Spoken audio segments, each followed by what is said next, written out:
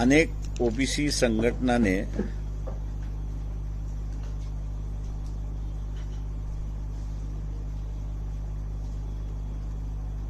बैठका झाल्या आणि त्यामध्ये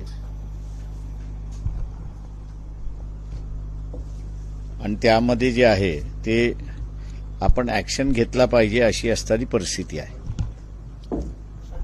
हॅलो, चालू आहे. त्या दृष्टीने असणारं त्यांनी वंचित बहुजन आघाडीने पुढाकार घेतला पाहिजे असं त्यांचा आग्रह होता. त्यांच्या आग्रहाला मान करून आरक्षण बचाव यात्रा असं आयोजित केलेली आहे. ही यात्रा 25 जुलैपासून सुरुवात होईल. मुंबई चैत्यभूमी या ठिकाणी पहिली भेट राहील, मानवंदना राहील. दुसरं जे आहे ते त्याच दिवशी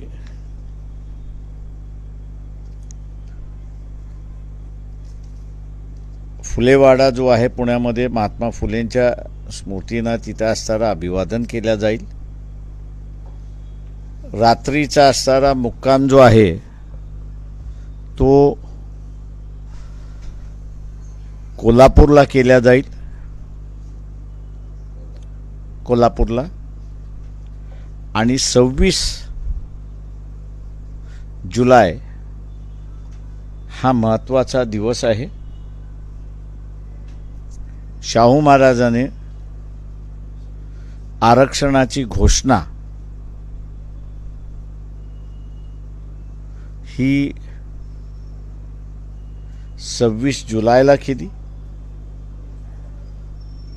शाहू महाराजांच्या स्मृतीला अभिवादन करून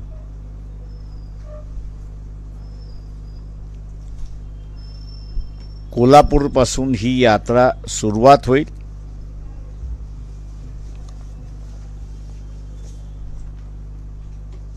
सव्वीस तारखेला ही यात्रा शाहू महाराजांचं स्मारक आहे तिकडनं सुरुवात होईल. रूट त्या दिवसाचा असा राहील: हातकणंगले, जयसिंगपूर, सांगली,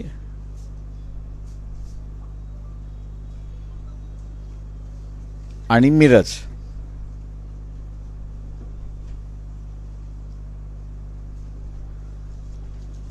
सत्तावीस तारखेचा असणारा जो रूट आहे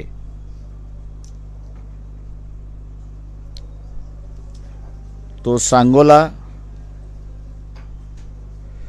पंढरपूर, मोहोळ आणि सोलापूर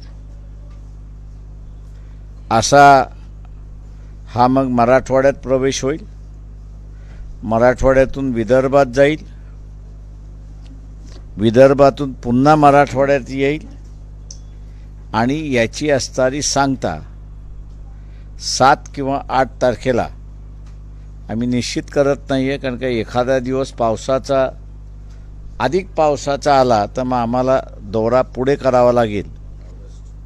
ऑगस्ट 7 किंवा 8 ऑगस्टला याची असणारी सांगता ही आम्ही औरंगाबाद या ठिकाणी करणार आहोत आणि दुपारी 12 वाजता औरंगाबादला जाहीर सभा 7 किंवा 8ला त्या ठिकाणी घेतल्या जाईल. उद्देश हाच आहे की परिस्थिती जी आहे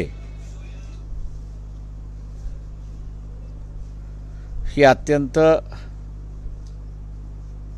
चांगली नाही. छगन भुजबळ यांच्या शब्दामध्ये वर्णन करायचं झालं किंवा छगन भुजबळ यांचे शब्द वापरायचे असतील तर नामांतरासारखी परिस्थिती निर्माण झालेली आहे. नामांतराच्या वेळेस जी परिस्थिती निर्माण झाली होती तीच परिस्थिती आता मराठा आणि ओबीसी यामध्ये झाले अशी परिस्थिती आहे.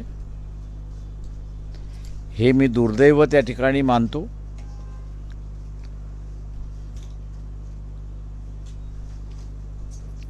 या विषयावरती मुख्यमंत्र्यांनी बैठक बोलवली, पण दुर्दैवाने मुख्यमंत्र्याने सुद्धा आणि डेप्युटी मुख्यमंत्री देवेंद्रजी फडणवीस या दोघांनीही या प्रश्नावरती आपली भूमिका मांडली नाही. प्रश्न हा आहे की जरांगे पाटील यांची जी मागणी आहे की मराठा समाजाला ओबीसीच्या कोट्यातून आरक्षण द्यावं, ही जी मागणी आहे, आणि दुसरी मागणी जी आहे सरसकट सगळे सोयऱ्यांना सुद्धा ती लागू व्हावी,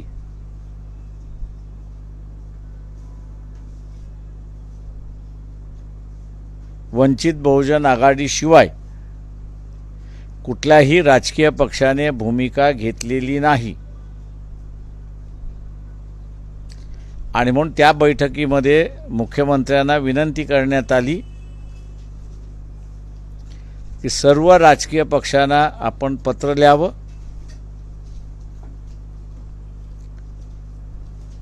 आणि सर्व राजकीय पक्षांची भूमिका काय आहे ही आपण त्यांना विचारणा करण्यात यावी, एक मुख्यमंत्री म्हणून सुद्धा आणि एक पक्षाचे प्रमुख म्हणून सुद्धा. दुर्दैवाने मी असं म्हणेन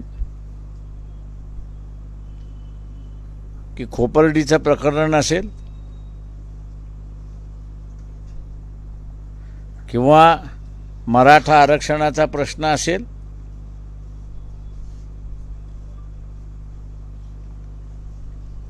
जे स्वतःला राजकीय नेते म्हणतात भूमिका घेतच नाहीत.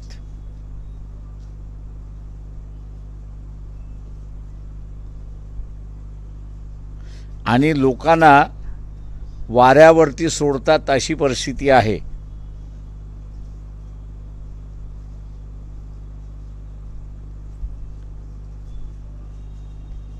आरक्षण बचाव जी यात्रा आम्ही आयोजित केलेली आहे त्याच्या पाठीमागचा हेतू शांतता प्रस्थापित राहिली पाहिजे, वंचित बहुजन आघाडीशिवाय शांतता कोणीच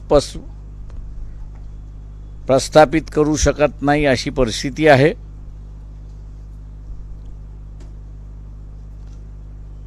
आणि आज एक भयभीतीचं वातावरण आहे असं मी त्या ठिकाणी मानतोय.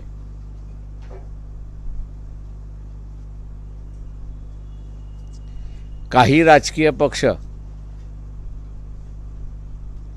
आता पळवाटा काढतायत की तुम्ही जरांगे पाटलांना काय शब्द दिलात तो सांगा, आणि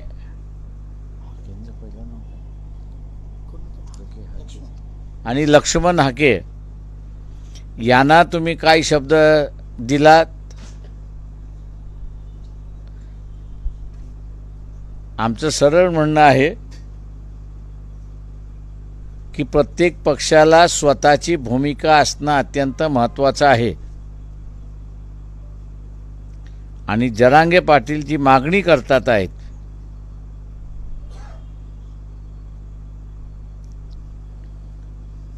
की ओबीसीच्या कोट्यातून मराठ्यांना आरक्षण द्या,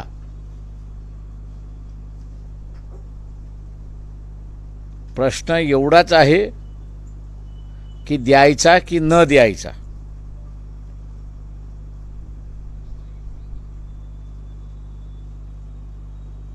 महाराष्ट्राच्या शांततेसाठी आणि सामाजिक सलोखा अबाधित राहण्यासाठी राजकीय पक्ष आपला निर्णय जाहीर करतील अशी अपेक्षा मी त्या ठिकाणी बाळगतो. जनमानसामध्ये जी भावना झालेली आहे ती NCP, काँग्रेस हे श्रीमंत मराठ्यांचे पक्ष आहेत.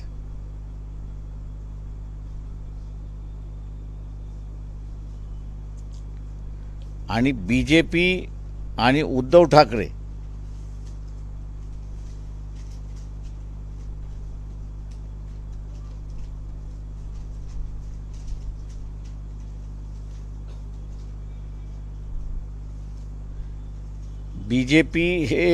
बीजेपी हे वैदिक ब्राह्मणांचा पक्ष,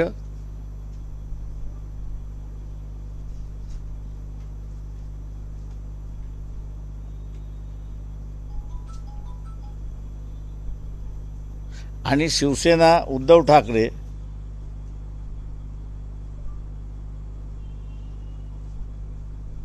हे CKPचा प्रश्न.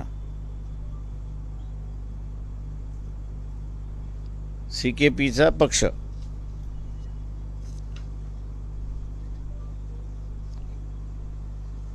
याचा अर्थ OBCची यांचा संबंध नाही, हे भूमिका घेणार नसतील.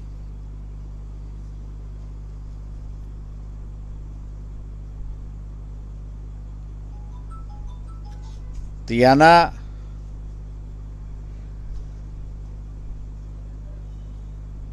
मागासवर्गीयांना दिलेले अधिकार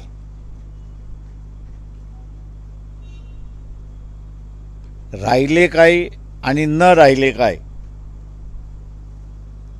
याच्याशी काहीही घेणं देणं नाही.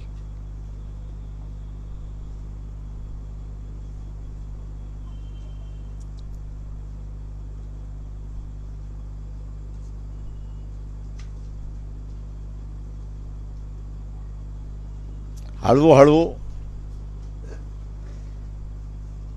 बाबासाहेबांनी जो इशारा दिला होता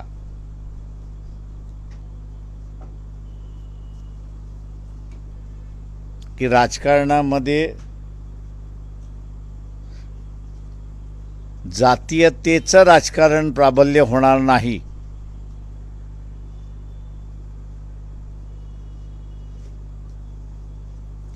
याची दक्षता घ्या. उलट आता असताना जातीय राजकारण प्रबळ होतंय अशी परिस्थिती आहे. आणि हा एक धोका आहे असं आम्ही त्या ठिकाणी मानतोय.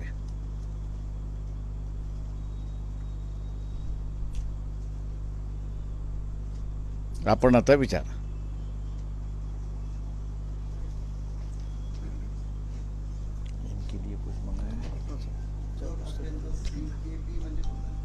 हा हवं का? सत्यानाश झाला, सत्यानाश. आरक्षण संकल्पनाच बचाव, कन्सेप्टच बघा. का आता असणारं जे आहे SC STचं जे आरक्षण आहे ही संविधानिक आरक्षण आहे.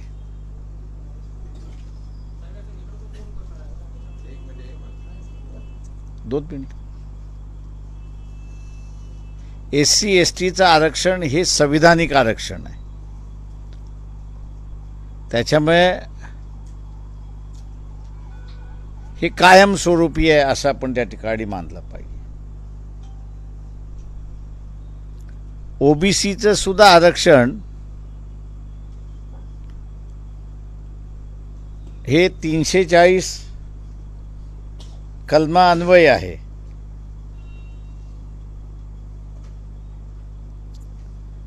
एका दृष्टीने संविधानिक आहे, पण जी संविधानिक जोड दिली पाहिजे होती कमिशनचा अहवाल आल्यानंतर ती दुर्दैवाने देण्यात आली नाही. 1984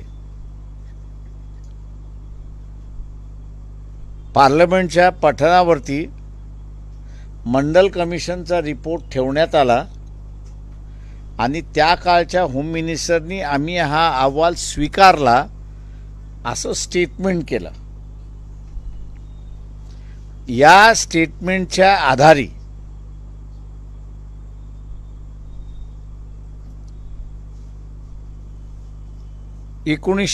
ला व्ही.पी. सिंगाने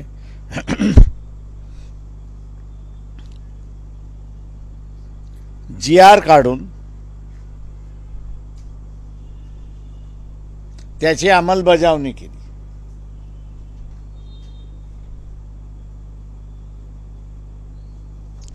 त्यावेळेस वेळ नव्हता ते संविधानिक दर्जा त्याला द्यायला. नंतरच्या कालावधीमध्ये कोणी त्याच्याकडे लक्ष दिलं नाही की ओबीसीचं आरक्षणसुद्धा संविधानिक झालं पाहिजे. आज ओबीसीचं आरक्षण जे आहे ते एका GR वरती टिकून आहे आणि इंदिरा साहनीचा जी केस आहे त्यामध्ये तो GR आणि ती केलेली कृती ही घटनाशीर आहे असं फक्त त्या ठिकाणी नमूद केलेलं आहे.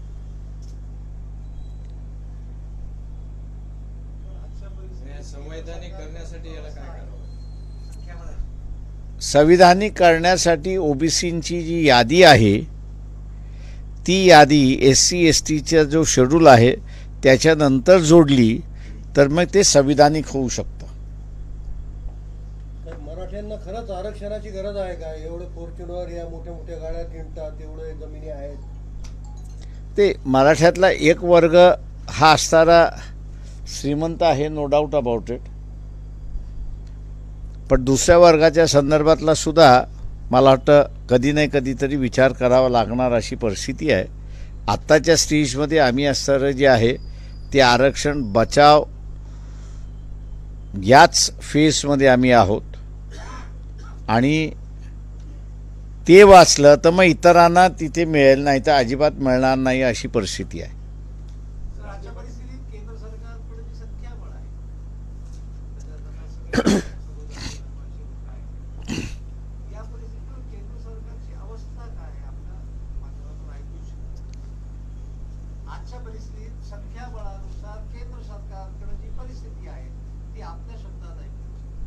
म्हणजे मला कळलं नाही. आजच्या परिस्थितीत संख्याबळानुसार भारतीय जनता पार्टीचे 242, 2 कुबड्यांवर चंद्रबाबू नायडू आणि नितीश कुमार यांची संख्या आणि इतर काही मिळून 293 झाले.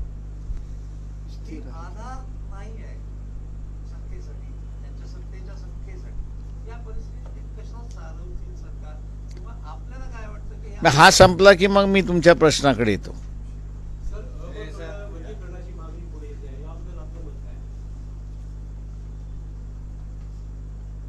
पंतप्रधानांनी माझ्या माहितीप्रमाणे मादिगाच्या रॅलीमध्ये गेले होते तेलंगणाच्या इलेक्शनच्या वेळेस. कृष्णा मादिगांनी रॅली बोलवली होती, त्या रॅलीमध्ये गेले होते. त्यावेळेस त्यांनी असं म्हटलं होतं की आमचं सरकार आलं तर आम्ही करू. आता आम्ही असं वाट बघतोय ते करतात आहेत का. पुढे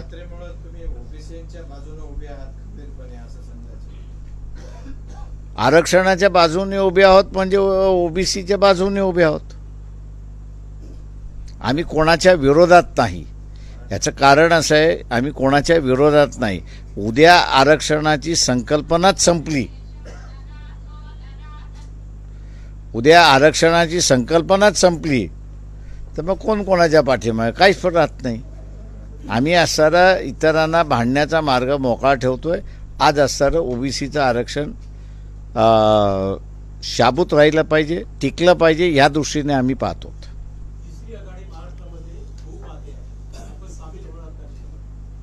मला अजून कोणी ऑफर दिलेली नाही आहे.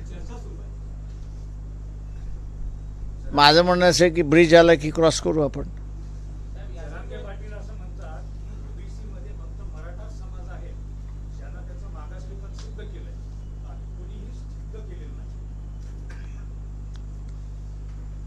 आमच्या माहितीप्रमाणे मंडल कमिशन पुढे ज्या जे आले त्यांनी आपलं मागासलेलं पण सिद्ध केलेलं आहे आणि पार्लमेंटने ते एक्सेप्ट केलेलं आहे.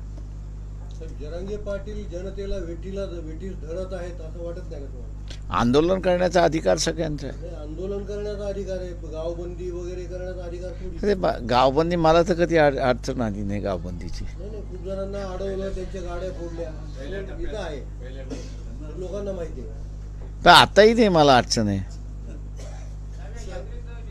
तुम्हाला भीत असतील, तुम्हाला भीत असतील.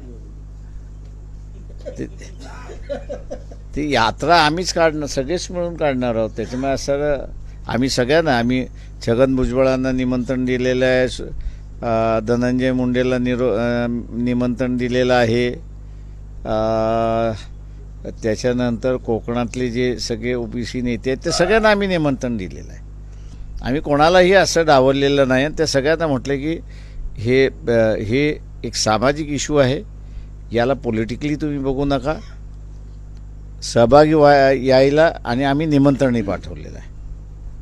सर, 2 दिवसापूर्वी विशाळगडावरील जो मस्जिद होती ती अनधिकृत घरे म्हणून पाडली आणि पाडणारे खासगी लोक होते. संभाजीराजे यांनी जाऊन त्यांच्या संघटनेमार्फत जाऊन गोंधळ होता. त्याच्यानंतर शासनाने केलं. इकडे याकडे काय कशा दृष्टीने पाहता?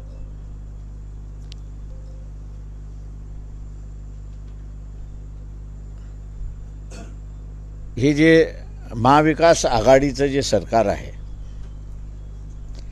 ज्या पद्धतीने त्यांनी असणाऱ्या घोषणा केल्या, पहिल्यांदा लाडकी बहीण म्हणून 1,500, महायुतीच्या सरकारने जी घोषणा केली लाडकी बहीण म्हणून आणि 1,500 रुपये दिले.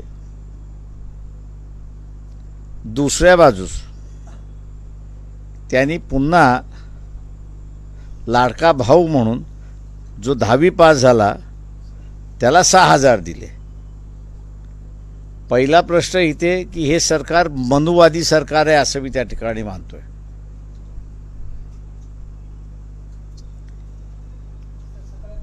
एक मिनिट बोलतो ना राजा.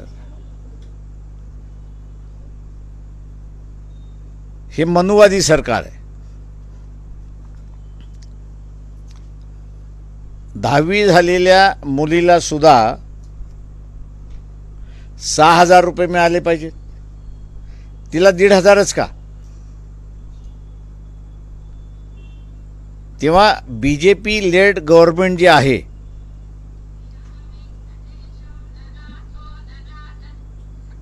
बीजेपी लेड गव्हर्नमेंट जे आहे, हे बीजेपी लेड गव्हर्नमेंटनी पुन्हा आपला मनुवादी वृत्ती जी आहे ही पुन्हा जाहीर केली. या 2 योजनेच्या माध्यमातून मी असं म्हणतोय की घबराट, हडबड ही आघाडीमध्ये झालेली आहे.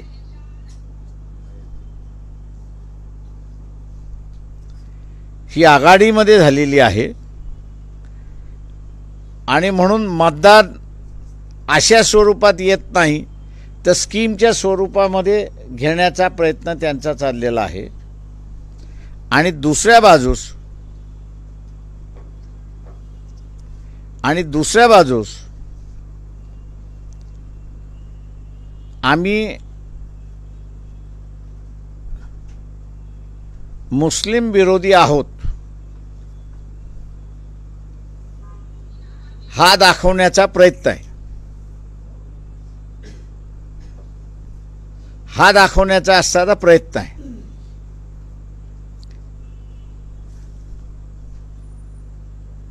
मी इथल्या जे मौलवी आहेत की ज्यांनी मागच्या लोकसभेमध्ये काँग्रेसला मतदान द्यायला सांगितलं, NCPला मतदान द्यायला सांगितलं, शिवसेनेला मतदान द्यायला सांगितलं, हे मौलवी या पक्षाच्या प्रमुखांना का भेटत नाही आणि विशालगडच्या संदर्भातली त्यांची भूमिका ते मांडायला सांगत नाही. मौलवींनी हे केलं नाही तर मुस्लिम समाजाने मौलवीला सांगितलं पाहिजे की पुढच्या निवडणुकीमध्ये आम्ही तुमचं ऐकणार नाही, आम्हाला जे करायचं आहे ते आम्ही करू.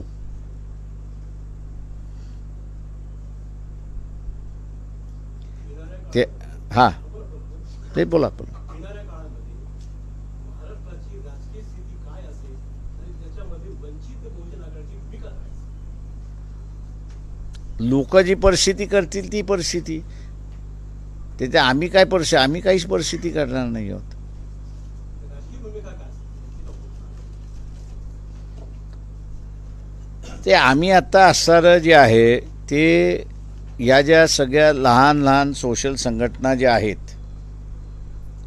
त्या सगळ्या सोशल संघटनांचं एक दल आम्ही असं उभं करतोय आणि आमच्याबरोबर जे जे पक्ष यायला मागतील किंवा जे जे आम्हाला घ्यायला मागतील त्यांच्याबरोबर आम्ही जायला तयार आहोत. ओवेसीने साथ घातली तुम्हाला. माझ्यापर्यंत साथ नाही आली आहे. सर, विशाळगडावरती जे प्रकरण घडलं त्याच्यामध्ये शिवभक्त नसून ते अतिरेकी असल्याचा शरद पवार गटाचे इद्रिस नायकवडी यांनी आरोप केला. शरद पवार बोलले तर मी कदाचित बोलेन त्याच्यावरती. सर, 2 दिवसापूर्वी आपण अजित पवारांना पुन्हा दादा करू असं स्टेटमेंट केलं. काय अजित पवार हां यांना पुन्हा आपण दादा करू दादा करू राजकारणातले दादाच आहेत ते असं स्टेटमेंट आपण केलं. ते राजकारणातले दादाच आहेत. सोबत येण्याची ऑफर दिली त्यांनी. मी ते आम्ही त्यांना असं म्हटलं तुम्ही बाहेर पडलात आम्ही तुमच्याबरोबर येऊ. काही राजकीय पक्ष पळवाटा काढतायत आरक्षणाच्या बाबतीत. आपण म्हटलं की जरांगे पाटीलांनी हक्केंची भूमिका स्पष्ट करावी. शरद पवारांना आपण थेट आव्हान देणार की त्यांनी ओबीसीतून काँग्रेस मी असणारं त्या बैठकीमध्ये म्हणून मुख्यमंत्र्याला पत्र लिहायला सांगितलं की राष्ट्रवादीला पत्र लिहा, काँग्रेसला पत्र लिहा, उद्धव ठाकरे गटांना पत्र लिहा, म्हटलं स्वतःच्या पक्षालाही लिहा, आम्हालाही लिहा, BJPलाही लिहा, राज ठाकरेंचा पक्ष आहे त्यालाही लिहा आणि त्यांची या प्रश्नासंदर्भात काय भूमिका आहे ते त्यांना लेखी किंवा तोंडी जी काही पद्धत असेल त्यांना सांगण्याचा आग्रह मुख्यमंत्री म्हणून आपण करा. शरद पवारांचा रोल मोठा आहे कारण भुजबळ त्यांच्याकडे विनंती करायला गेले की वातावरण थंड करा. मग शरद पवारांना आवाहन करणार मी असणारा कोणालाच आवाहन करत नसतो. त्याची भूमिका स्पष्ट आम्ही असं पक्षाने स्वतःच्या भूमिका स्पष्ट केल्या पाहिजेत ही आमची भूमिका आहे. मराठा समाजाबद्दल प्रकरणामध्ये उच्च न्यायालयानं सरकारला सवाल केलाय की भर पावसात थोडा चालू आहे. भर पावसामध्ये ही कारवाई करणे योग्य असेल उच्च न्यायालयानं सरकारला. माझं म्हणणं असं आहे की सुनावण्यापेक्षा शासनाला त्यांनी असणारा कंटेम्प्टमध्ये काढलं पाहिजे.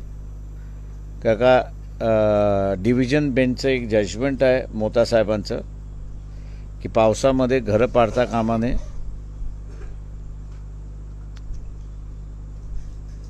शासनाची सुद्धा भूमिका आहे की पावसामध्ये बेघर करू नये किंवा पाडू नये. तेव्हा कोर्टाने शासनाला कंटेम्प्ट प्रोसिडिंग्समध्ये घ्यावं. विधानसभेची काय स्ट्रॅटेजी आहे येईल तेव्हा आम्ही सांगू. आणि आता बोलला सर आपण कारण बाळासाहेब तोंडातून जो शब्द काढतात तो सत्तेत राहतो. तर येणाऱ्या काळामध्ये महाविकास आघाडीचे सरकार येणार त्याच्यात असं डायरेक्ट वंचित बहुजन आघाडी सामील होणार हे सिद्ध होतं याच्यात. माझं वकीलपत्र मी तुम्हाला देतो.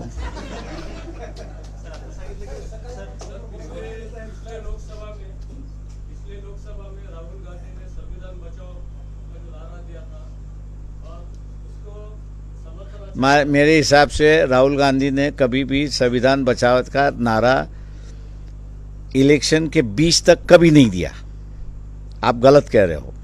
ये पूरा कैंपेन जो है संविधान बचाने का जो ये वंचित बहुजन आघाड़ी ने साल भर शुरुआत किया और उसको सपोर्ट मिला जब आनंद कुमार हेगड़े ने कहा कि हम 400 सीटों के ऊपर जो मांग रहे हैं उसकी वजह है कि हमको संविधान बदलना है.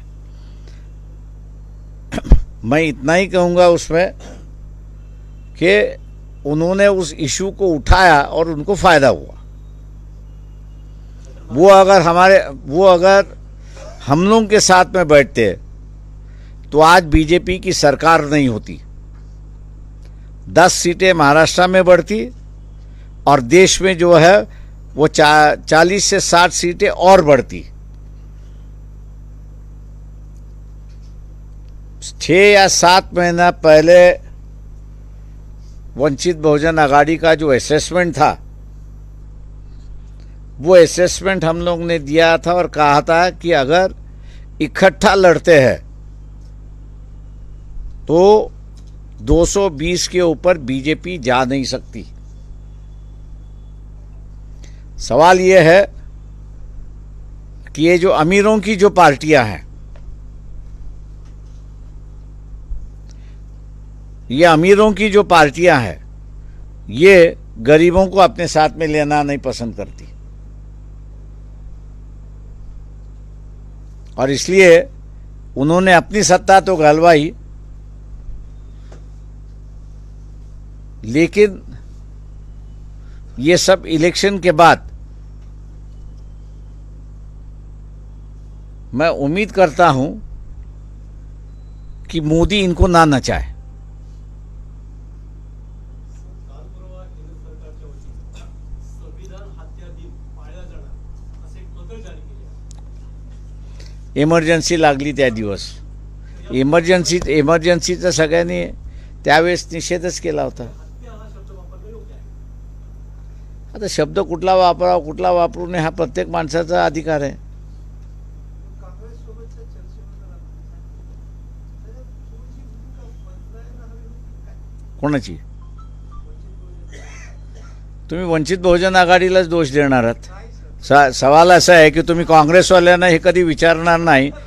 म्हणूनच म्हटलं की तुम्ही कधीही प्रेसवाले आणि तुमचे मालक जे आहेत हे सगळेजण कधीही वंचित बहुजन म्हणजे काँग्रेस किंवा शरद पवार किंवा NCP यांना कधीच विचारणार नाही की तुम्ही त्यांना 2च जागा का देत होता की ज्यावेळेस त्यांच्याकडे 65 लाख मतं होती तेव्हा। तुम्ही हे कधी विचारणार नाही। याचं कारण असं आहे की तुमचा मालक तुम्हाला इजाजत देत नाही आणि तुमच्या मालकाला ते इजाजत देत नाही।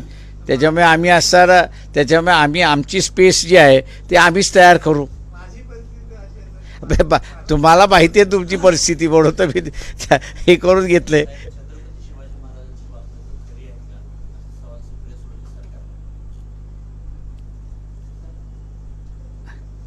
सत्ता डोक्यात गेली की मग काही प्रश्न विचारायला सुरुवात होतात। आता तिथल्या म्युझियममधनं तुम्ही ज्यावेळेस आणलेली आहे त्यावेळी त्या म्युझियममध्ये दुसरी वागणूक आहेत का? असतील तर तसं सुप्रिया सुळेंनी सांगावं की ही आणलेली फेक आहेत, असली वागणूक अजून तिथेच आहेत। पॉलिटिकल राजकारणासाठी हे कोणाचाही बळी द्यायला तयार असतात, मग तो शिवाजी महाराज असला तरी चालतील। मराठा समाजाच्या आरक्षणाविषयी तुमची भूमिका? पहिल्यांदा एक वाचू द्या, मग आम्ही दुसरी भूमिका घेतो। आरक्षण वाचलं की मग त्याच्यामध्ये आहे। आता आरक्षण सगळ्यात मोठं आमच्या दृष्टिकोनातून OBCचं आरक्षण जे आहे, हे OBCचं आरक्षण धोकादायक परिस्थितीमध्ये आलेलं आहे।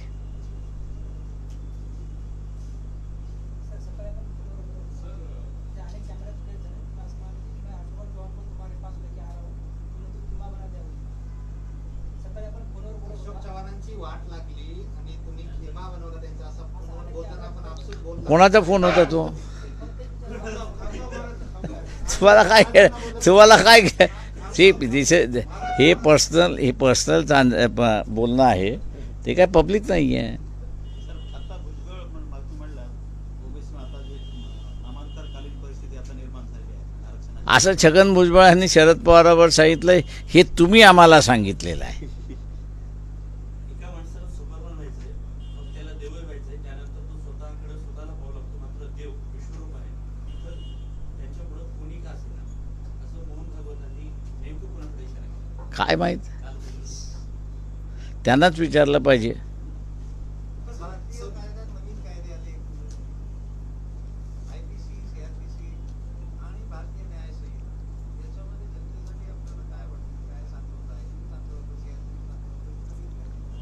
नाही, मी त्याचं पूर्ण अध्ययन नाही केलं अजून.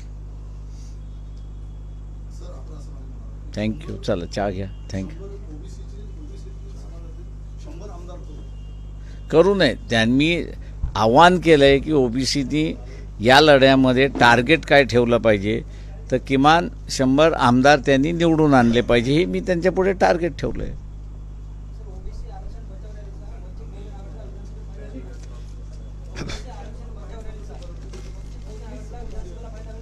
आम्ही कधीही पॉलिटिकली बघत नाही.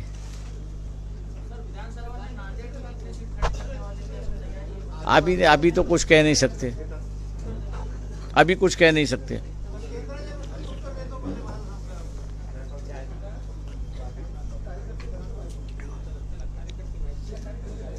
त्याही प्रश्नाला काही उत्तर नाही आहे सध्या. विधानसभेच्या तोंडावरती नांदेडमध्ये वंचितमध्ये काही पदाची अदलाबदल होणार आहे. तुमच्याकडूनच मी ऐकतोय.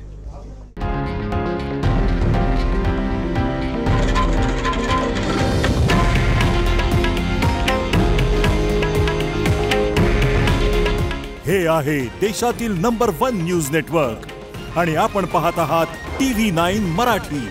काळजी तुमची, हित महाराष्ट्राचं.